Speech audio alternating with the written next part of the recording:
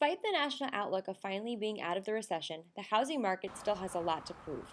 This month, President Obama announced an emergency homeowner loan program, among other forms of relief, in response to the increasing number of foreclosures and the increasing percentages of unemployment. It hasn't been great. It hasn't been great, but we're not any worse than some of the other states.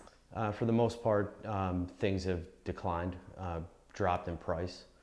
Value, there's a lot more foreclosures. Despite countless bailouts and recovery packages, the American housing market is still extremely fragile and unstable. The problem is the banks.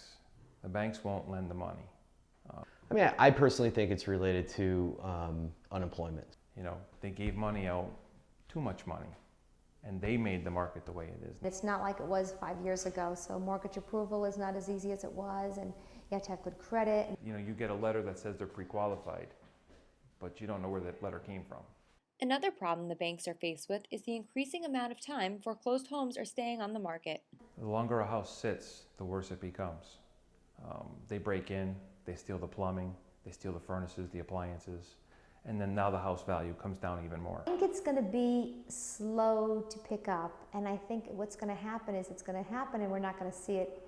It's not going to be right in front of our eyes. It's going to be a gradual increase.